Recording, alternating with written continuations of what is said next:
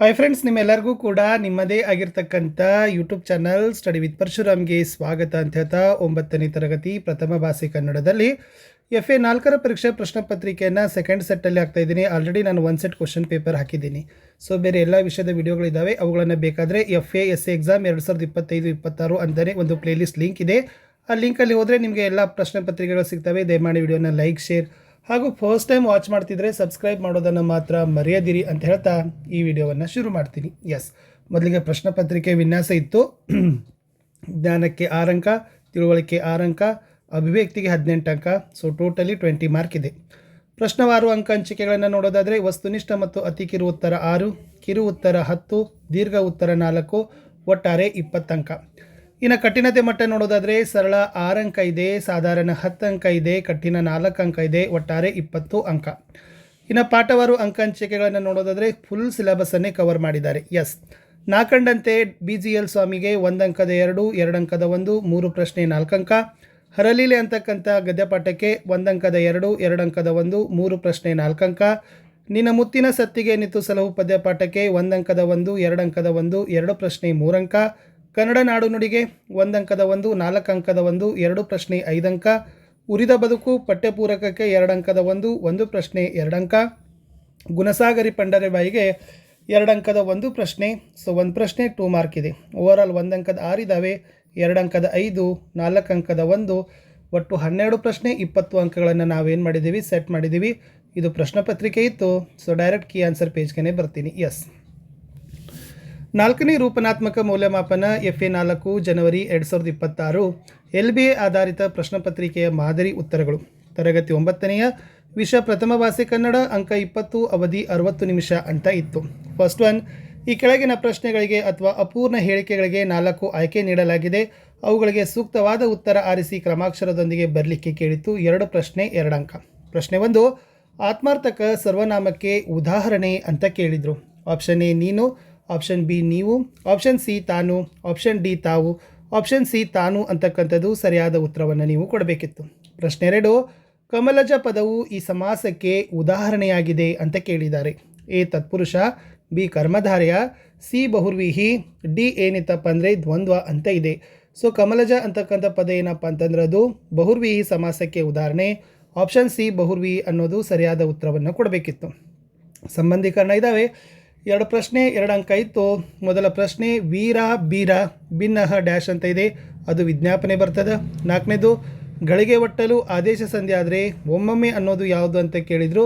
So ಒಮ್ಮೊಮ್ಮೆ ಅನ್ನೋದು ಏನಪ್ಪ ಅಂತಂದರೆ ಅದು ಲೋಪಸಂಧಿ ಅಂತಕ್ಕಂಥದ್ದು ಗೊತ್ತಿರಲಿ. ಇನ್ನು ನೆಕ್ಸ್ಟ್ ಏನಪ್ಪ ಅಂದರೆ 1 ಅಂಕದ ಪ್ರಶ್ನೆಗಳಿದ್ದಾವೆ. ಹರಿಶ್ಚಂದ್ರನ ಗುರು ಯಾರು ಅಂತ ಕೇಳಿದ್ದಾರೆ. ಸೊ ಹರಿಶ್ಚಂದ್ರನ ಗುರು ಯಾರಪ್ಪ ಅಂದರೆ ವಶಿಷ್ಠ ಮುನಿ ಅನ್ನೋದು ಸರಿಯಾದ ಉತ್ತರವನ್ನು ಕೊಡಬೇಕು. ಇನ್ನು ತುಪ್ಪದೊಡನೆ ಯಾವುದನ್ನು ಬೆರೆಸಬಾರದು ಅಂತ ಕೇಳಿದ್ದಾರೆ. ಸೊ ಆನ್ಸರ್ ಈಸ್ ತುಪ್ಪದೊಡನೆ ಎಣ್ಣೆಯನ್ನು ಬೆರೆಸಬಾರದು ಅನ್ನೋದು ಉತ್ತರ ಇತ್ತು. ಇನ್ನು 2 ಅಂಕದ ಪ್ರಶ್ನೆ 7, ದುರ್ಗಪ್ಪನ ದೈನಂದಿನ ಕೆಲಸಗಳೇನು ಅಂತ ಕೇಳಿದ್ದಾರೆ. ಆನ್ಸರ್ ಈಸ್ ದುರ್ಗಪ್ಪ ಒಂದು ಜೋಪಡಿಯಲ್ಲಿ ವಾಸಿಸುತ್ತಾರೆ. ಇವರಿಗೆ ಹೆಂಡತಿ ಮಕ್ಕಳು ಇದ್ದು ಅವರು ದುಡಿಯುತ್ತಾರೆ. ಆತ ಭಜನೆ ಮಾಡುತ್ತಾನೆ, ತತ್ವಪದವನ್ನು ಹಾಡುತ್ತಾನೆ. ರಾತ್ರಿ ತುಂಬ ಏಕದಾರಿ ಹಿಡಿದು ಹಾಡ್ತಾ ಕುಂತಿರ್ತಾನೆ. ನಾವು ಇಲ್ಲಿ ಇರೋದು ಯಾರಿಗೂ ಸುಳಿವು ಹತ್ತದ ಹಾಗೆ ನೋಡಿಕೊಂಡಿದ್ದಾನೆ ಅನ್ನೋದು ಉತ್ತರದಲ್ಲಿ ಕೊಟ್ಟಿದ್ದರು. ಪ್ರಶ್ನೆ 8, ಗುಣಸಾಗರಿ ಪಂಡರಿಬಾಯಿಯ ವ್ಯಕ್ತಿತ್ವವನ್ನು ತಿಳಿಸಿ ಅಂತ ಕೇಳಿದ್ದಾರೆ. ಭಾರತೀಯ ಚಿತ್ರರಂಗವು ಎಂದೂ ಮರೆಯದ ನಟಿಯರಲ್ಲಿ ಪಂಡರಿಬಾಯಿಯವರು ಒಬ್ಬರು. ಇವರು ನಟಿ ಮಾತ್ರವಲ್ಲ, ಮಹಾ ವ್ಯಕ್ತಿತ್ವವುಳ್ಳವರಾಗಿದ್ದರು. ಇವರ ಬದುಕು ಮೇಣದ ಬತ್ತಿಯ ರೂಪವನ್ನು ಹೋಲುತ್ತದೆ. ಚಿತ್ರರಂಗದ ಉತ್ತುಂಗದಲ್ಲಿ ಇದ್ದಾಗಲೂ ಪಂಡರಿಬಾಯಿ ಸಾಮಾನ್ಯಳಂತೆ ಬದುಕುತ್ತಿದ್ದರು. ಸಿರಿಬಂದ ಕಾಲದಲ್ಲಿ ತಾನು ನಡೆದು ಬಂದ ಕಷ್ಟದ ಹಾದಿಯನ್ನು ಮರೆಯದವರು.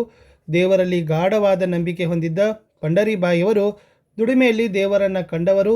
ತಮ್ಮ ಬದುಕಿನಲ್ಲಿ ಮಾನವೀಯತೆಯನ್ನು ನಂಬಿದ್ದರೆ ಹೊರತು ನಟಿಸಿದವರಲ್ಲ. ಪಂಡರಿಬಾಯಿ ಅಂದರೆ ತಟ್ಟನೆ ನೆನಪಾಗೋದು ಅಂತಃಕರಣ ತುಂಬಿದ ತಾಯಿ ಮುಖ ಅಂತ ಬರೆದ್ರೆ ಸಾಕು. ಇನ್ನು ಸಂದರ್ಭ 2 ಇದ್ದಾವೆ. ಪ್ರತಿ ಸರಿಯಾದ ಉತ್ತರಕ್ಕೆ 2 ಅಂಕ. ಸೊ 2 ಪ್ರಶ್ನೆ 4 ಅಂಕ. ಪ್ರಶ್ನೆ 9, ಒಳಗೆ ಬಂದಿದ್ದರೆ ನೀನು ನುಡಿಸುತ್ತಿರಲಿಲ್ಲ ಅಂತ ಕೇಳಿದ್ದಾರೆ. ಫಸ್ಟ್ ಆಯ್ಕೆ ಬರಬೇಕು. ಮೇಲಿನ ವಾಕ್ಯವನ್ನು SL ಭೈರಪ್ಪ ಬರೆದಿರುವ ನಾನು ಕಂಡಂತೆ ಡಾಕ್ಟರ್ BGL ಸ್ವಾಮಿ ಎಂಬ ಗದ್ಯಪಾಠದಿಂದ ಆರಿಸಿದ್ದಾರೆ. ಸಂದರ್ಭ, BGL ಸ್ವಾಮಿಯವರು ತುಂಬ ಸಂಗೀತಾಸಕ್ತಿಯುಳ್ಳ ಬಹುಮುಖ ಪ್ರತಿಭಾವಂತರಾಗಿದ್ದರು. ಶ್ರೀಯುತರು ಗಂಗೋತ್ರಿಯ ಅತಿಥಿ ಗೃಹದ ಕೋಣೆಯೊಂದರಲ್ಲಿ ತಂಗಿದ್ದರು. ಮುಂಜಾನೆಯ 5:15 ಹೊತ್ತಿಗೆ ಲೇಖಕರು ಆ ಮಾರ್ಗವಾಗಿಯೇ ವಾಕಿಂಗ್ ಹೋಗುವಾಗ ಅವರ ಕೋಣೆಯ ಬಳಿಯಲ್ಲಿ ನಿಂತರು. ಕಿಟಕಿಯ ಬಾಗಿಲುಗಳನ್ನು ಮುಚ್ಚಿ ಸ್ವಾಮಿಯವರು ಪಿಟೀಲು ಅಭ್ಯಾಸ ಮಾಡುತ್ತಿದ್ದರು. ಅವರ ಪಿಟೀಲಿನಲ್ಲಿ ಪ್ರಯೋಗಿಸಲು ಹೊಸದನ್ನು ಗುರು ಹೇಳಿಕೊಟ್ಟಿದ್ದಕ್ಕೆ ಸೀಮಿತರಾಗಿರದೆ ಯತ್ನಿಸುತ್ತಿದ್ದರು. ಅರ್ಧ ಗಂಟೆಗೂ ಹೆಚ್ಚು ಸಮಯ ಅಲ್ಲಿಯೇ ನಿಂತು ಆಲಿಸಿದರು. ಮೇಟಿ ಕಾಫಿ ತದನಂತರ ಹೊರಬಂದ ಸ್ವಾಮಿಯವರು ನೀವೇಕೆ ಬಾಗಿಲು ತಟ್ಟಲಿಲ್ಲ ಎಂದಾಗ ಲೇಖಕರು ಈ ಮೇಲಿನಂತೆ ನುಡಿದರು. ಸ್ವಾರಸ್ಯ: ಸಂಗೀತವು ಹೃದಯಕ್ಕೆ ಅಪಾಯಮಾನವಾದದ್ದು. ಸಂಗೀತಗಾರರಿಗೆ ತೊಂದರೆಯಾಗದಂತೆ ಅದನ್ನು ಸವಿಯಬೇಕೆಂದು ಈ ವಾಕ್ಯದ ಸ್ವಾರಸ್ಯ. ಒಂದು ವೇಳೆ ಲೇಖಕರ ಬಾಗಿಲು ತಟ್ಟಿ ಒಳಗಡೆ ಹೋಗಿದ್ದರೆ ಅದು ನಿಲ್ಲುತ್ತಿತ್ತು ಅಂತ ಬರೆದ್ರೆ ಸಾಕು. 10ನೇ ಪ್ರಶ್ನೆ, ಪುಣ್ಯಂ ಪನ್ನಾದಂತೆ ಅಂತ ಇದೆ.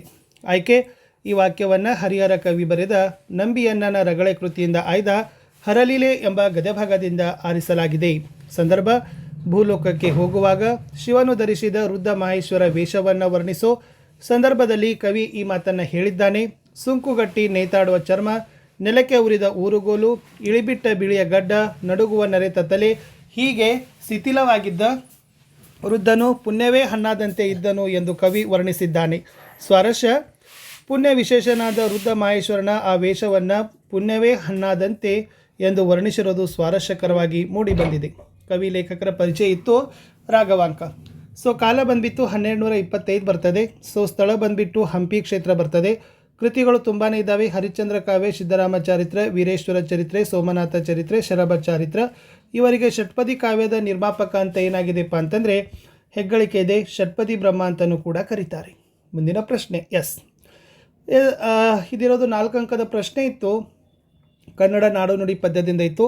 ಕನ್ನಡ ನಾಡಿನ ವಿಸ್ತಾರ, ಪ್ರಾಕೃತಿಕ ಸಂಪತ್ತಿನ ಬಗ್ಗೆ ಕವಿಗಳು ಹೇಗೆ ವರ್ಣನೆಯನ್ನು ಮಾಡಿದ್ದಾರೆ? ಕಾವೇರಿಯಿಂದ ಮಾಗೋದಾವರಿ ಹೊರಮಿರ್ದ ನಾಡದ ಕನ್ನಡದೋಳ್ ಎಂಬ ಮಾತೊಂದಿದೆ. ಕನ್ನಡ ನಾಡು ವಿಶಾಲವಾದ ಹಾಗೂ ಸುಂದರವಾದ ಸಂಪದ್ಭರಿತವಾದ ನಾಡು. ಕನ್ನಡ ನಾಡು ಚಿನ್ನದ ನಾಡು, ಗಂಧದ ನಾಡು ಎಂಬ ಕೀರ್ತಿಗೆ ಭಾಜನವಾಗಿದೆ.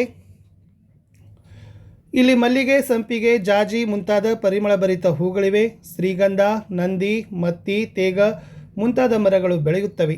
ಮಾವು, ದಾಳಿಂಬೆ, ತೆಂಗು, ಅಡಿಕೆ ಮುಂತಾದ ಮರಗಳಲ್ಲದೆ ಬೇರೆ ಮರಗಳೇ ಇಲ್ಲ ಎಂದು ಹಾಡಿ ಹೊಗಳಿದ್ದಾರೆ ಅಂತ ಬರೆದ್ರೆ ಸಾಕು. ಇಷ್ಟಿತ್ತು ಈ ಪ್ರಶ್ನೆ ಪತ್ರಿಕೆ ಅಂತ ಹೇಳ್ತಾ LBAಗಳು ಕೂಡ ಬರ್ತಾ ಇದ್ದಾವೆ. ಅವುಗಳನ್ನು ಸಹಿತ ನೋಡಬೇಕಾದ್ರೆ 9th LBA ಕ್ವಶನ್ ಪೇಪರ್ ಅಂತ ಇದೆ. ಅಲ್ಲಿ ಹೋಗಿ ನೀವು ಎಲ್ಲ ವಿಷಯದ LBAಗಳನ್ನು ವೀಕ್ಷಣೆಯನ್ನು ಮಾಡ್ಬೋದು. ಇಷ್ಟಿತ್ತು ಈ ವಿಡಿಯೋದಲ್ಲಿ ಅಂತ ಹೇಳ್ತಾ ವಿಡಿಯೋನ ಲೈಕ್, ಶೇರ್ ಮತ್ತು ಸಬ್ಸ್ಕ್ರೈಬ್ ಮಾಡೋದನ್ನು ಮಾತ್ರ ಮರೆಯದಿರಿ. ನಿಮ್ಮ ಒಂದು ಲೈಕ್, ನಿಮ್ಮ ಒಂದು ಶೇರ್ ನನಗೆ ಭಾಳಷ್ಟು ಮೋಟಿವೇಶನನ್ನು ತಂದು ಕೊಡ್ತದ ಅಂತ ಹೇಳ್ತಾ ದಯಮಾಡಿ ವಿಡಿಯೋವನ್ನು ಹೈಪ್ ಮಾಡಿ. ಕಮೆಂಟ್ ಪಕ್ಕದಲ್ಲಿ ಹೈಪ್ ಇರ್ತದೆ. ನೀವು ಹೈಪ್ ಮಾಡಿದರೆ ಅದು ಇನ್ನಷ್ಟು ವಿಡಿಯೋ ಏನಾಗ್ತದಪ್ಪ ಅಂದರೆ ಎಲ್ಲರಿಗೂ ರೀಚ್ ಆಗ್ತದೆ ಅಂತ ಹೇಳ್ತಾ ಇಲ್ಲಿಯವರೆಗೆ ವಿಡಿಯೋ ವಾಚ್ ಮಾಡಿದ್ದಕ್ಕೆ ಧನ್ಯವಾದಗಳು. ಬೇರೆ ಮತ್ತೆ ವಿಷಯದ ಪ್ರಶ್ನೆ ಪತ್ರಿಕೆ ವಿಡಿಯೋಗಳೊಂದಿಗೆ ನಾನು ಸಿಗ್ತೀನಿ. ಇನ್ನು ನಿಮಗೆ ಯಾವ ವಿಡಿಯೋಗಳು ಬೇಕು ಅನ್ನೋದನ್ನು ಸಹಿತ ತಾವುಗಳು ಕಮೆಂಟನ್ನು ಕೊಟ್ಟರೆ ಖಂಡಿತವಾಗಿ ಆ ವಿಡಿಯೋಗಳನ್ನು ಲೈನ್ ಅಪ್ ಮಾಡ್ತೀನಿ.